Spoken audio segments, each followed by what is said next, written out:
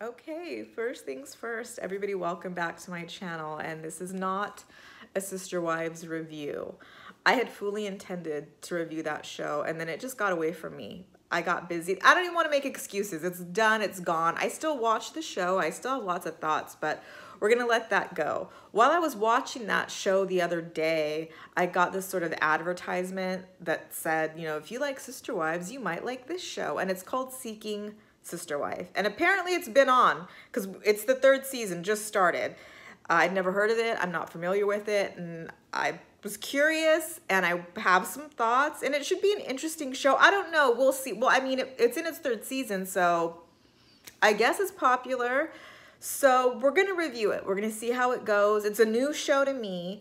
So this first episode of season 3, as most first episodes go, not a lot happens. We're just really introduced to the couples, the characters. There's only one returning couple from this franchise, and that's where I'll start with. That would be Demetri and Ashley Snowden. They live in LA. They've been together for 13 years and they have 3 kids. And what differentiates this couple from the rest is they're the only couple that from the beginning of their marriage had always intended to take on a sister wife and be in a plural marriage with someone else. So last season they met a woman by the name of Vanessa. They courted her and they actually had a spiritual ceremony and solidified the union. And about maybe 6 months later, after that ceremony, was her name Vanessa? Vanessa, the new sister wife, had gone home to her family to like celebrate her birthday and decided maybe this life isn't for her, and she broke up with Ashley and Demetri in a text message. Came with her mom and her sister, packed up her stuff, and she left. That was it. There was no discussion. It was done. Although Ashley says it probably had been brewing for some time. Now, although this wasn't like a legal marriage and they weren't together for very long in the grand scheme of the relationship, it still felt like a divorce. It was still very painful because feelings and emotions were involved. And so they really did take some time to heal.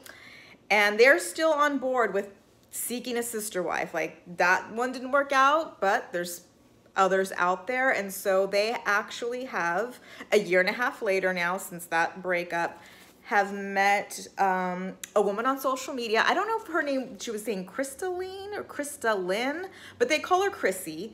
She is 32. She has 2 kids. She's beautiful by the pictures they show. She's very, very, she's very striking. She's very beautiful. Did I mention she has 2 kids? Did I mention she lives in South Africa?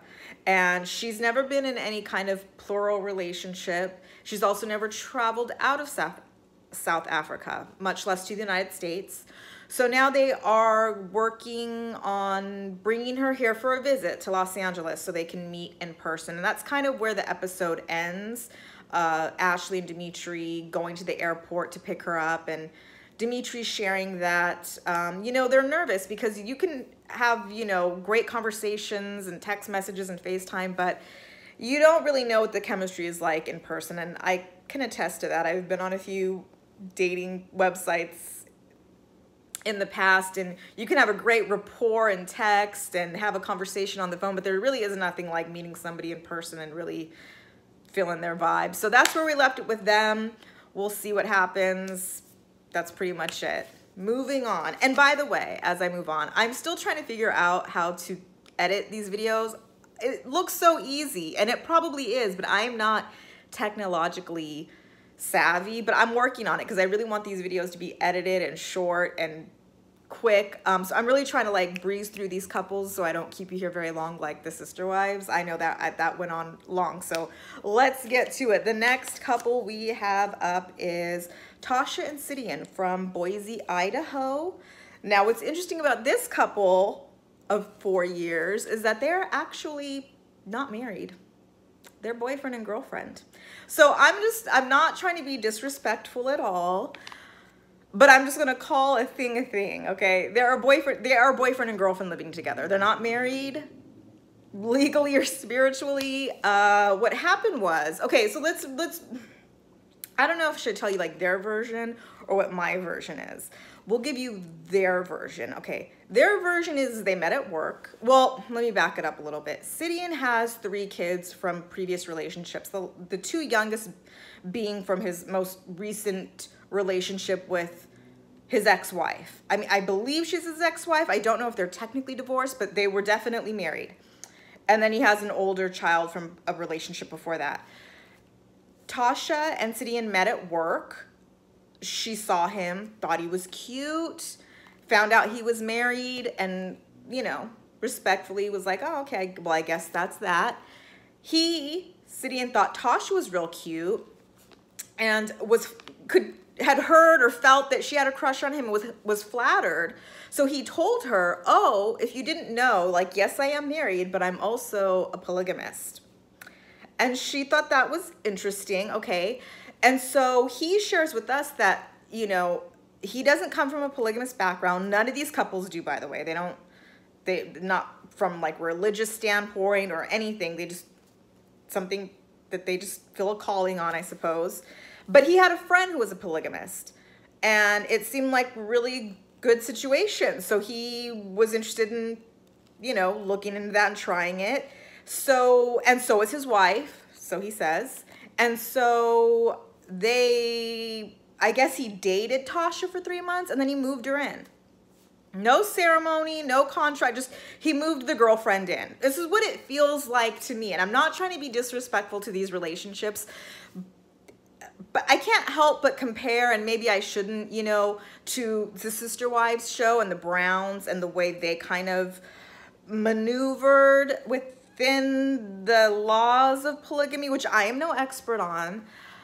But he moves Tasha in. Okay, let's get the show on the way. He moves Tasha in, and it seemingly goes well for about 6 months. You know, his whole thing is, you know, polygamy it's not about sex like everybody thinks.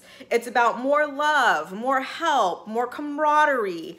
And after about 6 months, the wife decided that it wasn't for her, it wasn't working.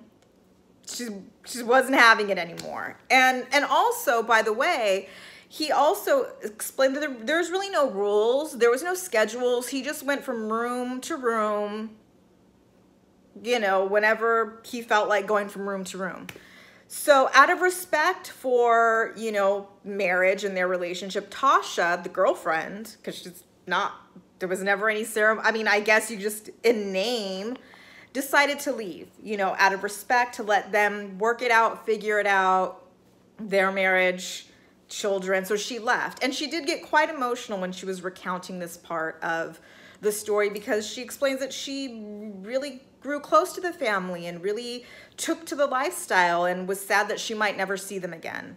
But as it turns out, Sitian and his ex-wife don't work it out, and the ex-wife leaves, and now Sitian is alone. He has no help. He's alone. So Tasha comes back around, helps with the kids, the cooking, the cleaning, and they really couldn't deny that they really did love each other. So she moves back in, and now they're looking for another, what I would call sister girlfriend, because they're not married. So I don't know why this would be a wife, unless I'm just calling it like I see it. They're boyfriend girlfriend living together, and they're seeking a sister girlfriend to move into the house. That's it. So they're actively looking. There isn't anybody that is yet presented as a possibility, and they are very well aware, because they've experienced it, sort of. It's not an easy go, you know, meeting somebody, bringing somebody in. It's not always smooth sailing, and they're aware of that. And oh, did I mention that her family does not know that she is involved in a polygamist relationship? So that might be a story point later on. We'll see. So I guess that's it. On to the next. We have Jared, I think is how they were pronouncing his name, and Vanessa Clark. They live in North Carolina. They have been married for 10 years, and they have 4 kids. And again, they don't come from a polygamous background, but Jared has done a lot of research into tribes and kingdoms, and he's discovered that a lot of kings had multiple queens. Now, I can't attest to that. I haven't researched tribes and kingdoms. The few kingdoms I'm aware of, like, You know, in England, there's one queen and one king, or one queen and one prince. Prince Philip is who Queen Elizabeth is married to, right? But I digress. So at year, I believe 6, he goes to his wife and presents the idea of, hey, polygamy. And he also goes into this whole, it's not polygamy, it's polygyny. And he tried to explain, like, polygamy is the umbrella and polygamy falls under, because polygamy is focused on men. And that was like all the explanation he gave, and I'm not totally clear on it. So if you know what the difference is, please comment below. Or maybe I missed it because I was trying to take some notes. Anyway, Vanessa the wife wasn't, I don't know what happened to my eyes, like freaking out. Vanessa was kind of against it at first, like a definite no, because she felt like, you know, this is just really only benefiting to the man. But then she started thinking, you know, well, maybe, you know, I could use a little extra help. And that is true. I mean, maybe at year 6, Vanessa is thinking, I could use a couple nights away from this guy. I could use some help with dinner a couple nights a week and laundry. Like, sure, okay, she's open to it. So Jared meets Kayla at a lounge. Kayla is a little younger. I mean, she admittedly says she's in her mid-20s. And when Jared shares with her that he's a polygamist, she's, you know, she's in her mid-20s. This is her speaking. She's a free spirit. She's not weirded out by it. You know, and to her, it kind of means never really being lonely. There always being somebody there to share a laugh with, you know, whatever it may be, you're really never alone. So she's like, yeah, cool, this sounds good. So they move the girlfriend in. Again, no ceremony, no, I keep saying contract. I mean, I guess there's no contract, but I mean, it's just, to me, it just feels like you're moving the girlfriend in. That's what it feels like. I'm not trying to be disrespectful to the sister wives that are coming in, but that's really what it feels like. Again, not trying to compare to the Browns and the sister wife show. This just feels like moving a girlfriend in, and that's what they do. And again, you know, the way their sort of segment is framed is they're moving into a new house. They're all moving in like couches and rugs. And Jared just seems awkward because he kind of keeps making these comments like, yeah, like crack that whip. And it felt like he was uncomfortable being around the camera. So he was trying to put 20 on 10, as Forrest Rocks would say. Forrest Rocks is my like favorite YouTube channel review recap. She is like in my head. I know I'm on a tangent. She's like my fairy YouTube godmother. But as she would say, he was putting 20 on 10. He was just being like a little extra. And it's funny because with Tasha and Sitian, the way they were sort of introduced, it felt very, like, you know, the producers come in like, so, how are we going to introduce you? And Sitian and Tasha are like, we're going to make s'mores with the family. So he comes in like, hey, hun, like, what do you want to do tonight? Oh, I don't know. How about we make s'mores outside? Hey, kids, do you want to make some s'mores? It just felt very, like, I mean, it's supposed to be natural. It doesn't feel natural, nor does Jared and Vanessa and Kayla feel totally natural, because he's just acting weird to me anyway. But back at it, he explains that, you know, people think that they're swingers and they're not swingers. Like, you know, although he has, you know, when they're done moving in, he has one like on each arm, like, yeah, my queens, like kissing on them both at the same time. Well, that you kind of make it look like you're swingers. You make it look like you're all together, but no, they're not. Like Tasha and Sitian, there's no real rules, you know, or schedules. He just goes room to room when he feels like changing it up, I guess. I don't know. And you know, Vanessa likes Kayla, and Kayla's beautiful, and Kayla looks like their daughter to me. And I'm not trying to be disrespectful at all. She looks like their daughter. Not that like Jared and Vanessa look old. They're probably in their late 30s, early 40s. They're a good looking couple, but she looks a lot. I think she's probably in her mid-20s. She's one of those people like myself. I often get told I look a lot younger than I am. She's probably 25, but she looks 18. That's what I mean. And so, you know, he says that he, you know, in his home, he presents himself as a king, and these women are his queens. But lately, Kayla ain't acting very queen-like. Okay, and so they go to Kayla to ask her, like, so, like, how are things going? And she admits, like, things aren't going so good. And then Vanessa shares that, you know, like, all relationships, there's ups and downs, and right now they're kind of on a down. And that is true. Relationships have ups and downs. And so I don't know that it's going to be so smooth sailing for this couple. We'll see what happens. I think there's going to be a confrontation soon, but that's pretty much the gist of them. I mean, it's not hard. I mean, I guess even like with the sister wives, the Browns, they always say like, you know, if you don't want to be there, if none of the wives want to be there, they're all free to leave. And that is true. I mean, with the exception of whoever the legal wife is, that would be Robin in that case.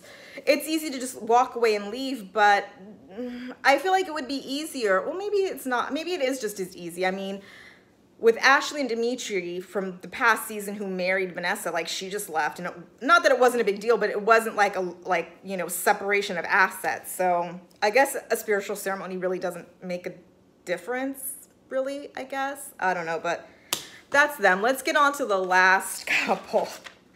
The couple I specifically saved for last because I can't with them. I can't. I'm going to try to wrap this up real quick, like in 4 minutes, and just make this a 20-minute video. The Merrifields, Danielle and Garrick. I don't even know where to start with these two. They're probably going to be like the most, not controversial or interesting, but probably the most like emotionally, like, I don't even know. Okay, they've been married for 13 years. They have 2 kids. They met when she was 18. They got married when he was 19. I think he's the same age as her, maybe a year older. So they got married really young.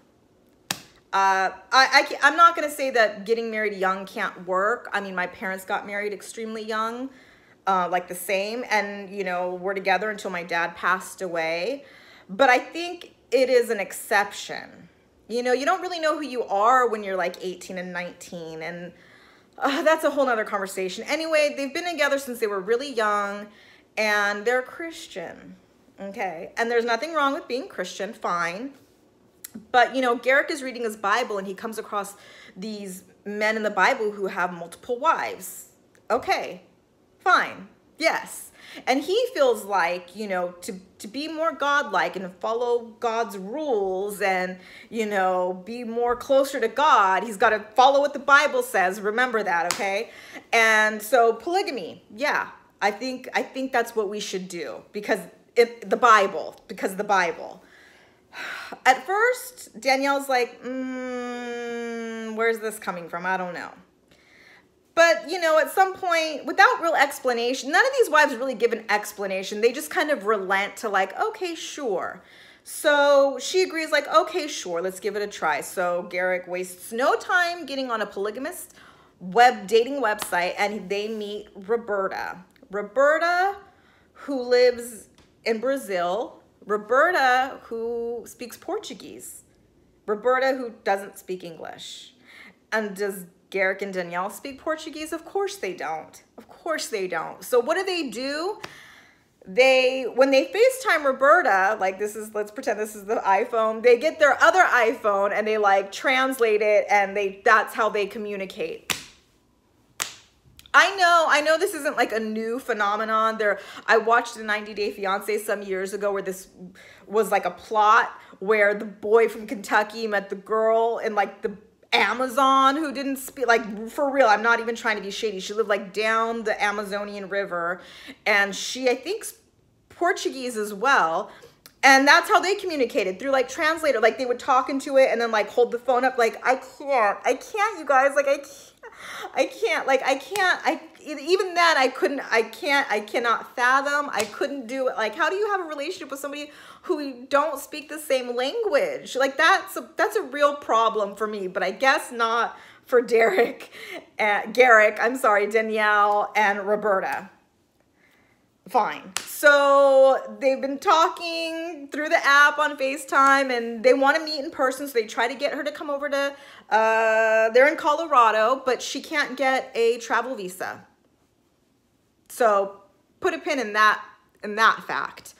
So what's the next best thing? Well, let's meet up in Mexico, in Cabo, and they'll take their kids. Roberta will bring her mom. It'll be a family affair. But before we go, Danielle sets the rules. There's to be no intercourse until we know that Roberta is going to be an official sister wife. Fine. So they get to Cabo, and what happens on the second night, guys? Garrick proposes. She says yes, and you know what that means. They get to smash, and they do. And Danielle's feeling some type of way about it, naturally, but you know, it's one of those things you have to work through when you're going to be a sister wife, so fine. So since that all went great and they're officially engaged, they come back to Colorado, and now let's get Roberta here so we can marry her and bring her into the family. By the way, she doesn't come from a polygamous background either. I can't help but wonder if this has anything to do with coming to America to get a green card. I mean, I don't want to think the worst, but it crosses one's mind. And remember how she couldn't get a travel visa? Well, she can't get a student visa. She can't get a work visa. She's denied all visas. And the only option is, wait for it, Garrick and Danielle to divorce so that Garrick can legally marry Roberta and bring her over here. And I thought, well, surely Danielle won't agree to that. Oh, she agrees to that. She agrees to it. My head wanted to explode. Like, why would you agree to that, Danielle? Like, why would you? So many things, you guys, so many things ran through my head that must have run through her head as well. Like, number one, why are you signing away like all your rights? Okay, look, I've never been married, but I know that if I were to get married, you know, some people say like, oh, marriage is just a piece of paper. I don't buy into that, because, you know, then, you know, $100 bill is just a piece of paper. It's not. There's value in that. Just like, I don't want to say value isn't the right word for like a marriage certificate, but there are legalities and protections in that piece of paper that can protect you and benefit you. For example, you know, like if your husband were to get into an accident and he's in the hospital, you get to make decisions on what happens in his life. You, as his wife, that is your right. That is in that paper.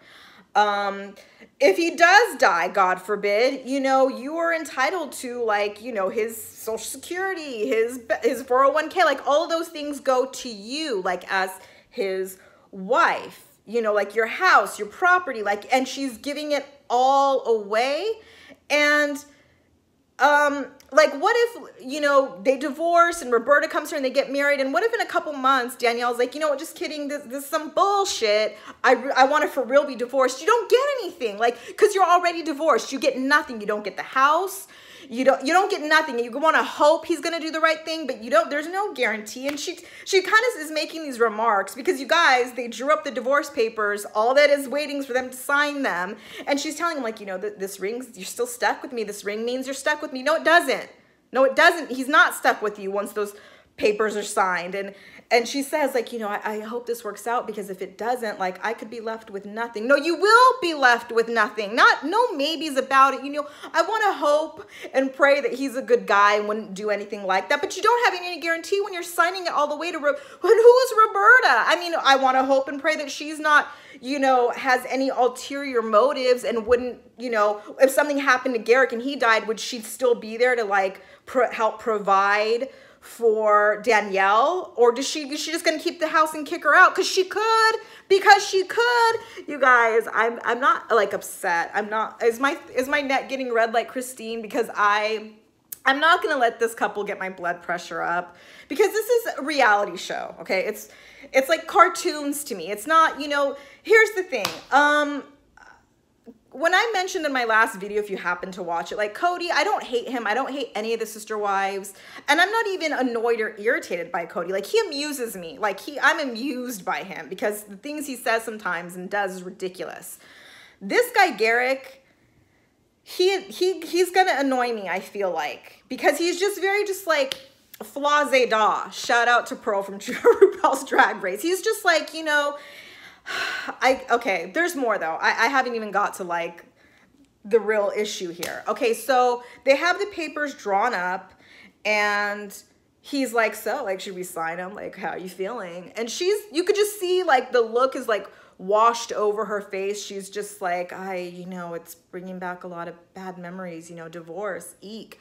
And she goes on to share that this isn't the first time Garrick has drawn up divorce papers. He did this a few years ago. Threatened her with divorce and said, you know, I can't do this anymore. this anymore, I don't know what that means. She didn't say, I don't know if it's do marriage anymore, or be married to one person anymore, have sex with the same lady every night anymore. Like, we don't know. It's just you couldn't do it anymore. And you could tell, at least by the way the framing of this edit is, it doesn't seem like it was her wanting the divorce. It was him. And she says, you know, they worked through it. They got through it with the help of God. And, you know, here they are now, for real, gonna divorce. And then it all became clear to me. I'm trying to like it's hard for me to wrap my mind around this. It all became clear to me that this is what's happened. She loves this man. She doesn't want to divorce this man. She wants to make her marriage and family work. He came to her with this polygamist idea, probably with the caveat of like, if we don't do this, I can't be married to you, or this isn't going to work, or this might help our marriage. And in an effort to save her marriage, she agrees to it. I don't think this is what she wants. I really don't think this is what she wants. I think she's going through with it to please him, to make him happy, to make this marriage work. And I feel bad for her, but I don't, because maybe this is all concocted by them. Maybe this is their story they came up with, and she's well aware, and they're just trying to be that like couple that brings the drama. But if it's not, and she's going along with it just to make him happy, like, oh, I can't, I'm not on board with that. Like, my heart goes out to her, because I can imagine if I was married to somebody that I was still in love with 13 years later, and they told me, you know, I want to be in a polygamous relationship and bring another wife, and I can't do that. Like, you can't be married to me anymore. Well, I can't be in a marriage with another wife. I can't. And you're kind of at a standoff. Then it's like, well, then we go our separate ways and we get divorced, and I get what's entitled to me and then some, because that's just how I roll. And I'm not saying I wouldn't be devastated and heartbroken, but if you don't want to be with me, then you don't want to be with me. Like, oh, it's so, it's hard for me. It's like, I have sympathy for women like her, but I just am I'm just on the opposite end of the spectrum when it comes to like relationships and men who don't want to be with me anymore. I mean, I had my college boyfriend, it was the same stuff, you know, like, oh, you know, hey, you want to go sow your royal oats, then go. Like, if you think there's somebody better than me out there, by all means, go look for it. I promise you there isn't. And you know what else? And I'm not even trying to like be conceited or fool of myself. They always come back. They always come back. And I never take them back, like, because, and even if I still love them, I'm just like, no, like, no. I'm sorry it took you having to leave me to figure out that, you know, there's nobody like me. Like, if you didn't know that, I'm sorry you didn't know that. We're shaky. But this guy, Garrick, he's going to annoy me, because he's one of those hypocrites who like picks and chooses like what from the Bible. I think I forgot to mention, like, you know, like he wants to be a polygamist because there's men with multiple wives in the Bible, but he's fine to like have sex before marriage. And I'm not trying to say like having sex before marriage makes you a bad person or anything. I'm just saying it makes him a hypocrite. And that's all I'm going to say about that. Like, he wants to, I mean, I'm not saying he's altogether a bad guy. You know, there's good and bad in everybody. You know, nobody's perfect. But when you try to present yourself as like this, you know, I'm a Christian and I follow the Bible, and but you don't really, not really. And I'm not saying there's a perfect person who follows it to a T, but I mean, it's just like so blatant, like, and I guess that's what I could kind of, with the Browns, you know, I remember like when Cody was courting Robin, there were like real guidelines as far as like intimacy goes before she was actually a wife. Like, they weren't even allowed to kiss until they were actually married spiritually, which I think helped the other wives, you know, feel safe. It didn't feel like, oh, he's just being with a girlfriend, which, like I said, this is what these couples, like, they're just moving their girlfriends in, you know, under the guise of polygamy, so they have like a blessing from their wife that it's okay. And it's convenient because she's just like in the next room. That's what it feels like, you guys. I'm not gonna get upset. I don't hate, and again, like, I mean, Garrick and Danielle annoy me, but I don't know them, like, whatever. But I just couldn't believe she's going to actually let him divorce her so that he can marry somebody else that she doesn't even know. Like, what do you really know about Roberta? Like, you don't even speak the same language. Like, and even like in their FaceTime calls, and maybe it's just the editing, it's very just like, hi, hola, like, haven't seen your face. Oh, how sweet. Like, it's very surface level conversations. It's dumb. It's so dumb. And I'm not going to be judgmental, you guys. What didn't I say last time? That's it for now. That's episode 1. Rate, comment, subscribe, comment what you guys think. Am I being too harsh? I think there's so much with Garrick and Danielle. I can't even wrap my head around it. I'm sure I left some details out, but that's pretty much the gist of it. Subscribe if you want. I'm gonna be on top of this though, I promise. And I'm working on editing. I'm gonna like spend this whole weekend like figuring this editing out because I want these videos to be better, and I don't know, we'll see where it goes. So rate, comment, subscribe if you like, and tell me what you guys think. Do you guys watch this show? Is it interesting? Let me know. All right, see you next time.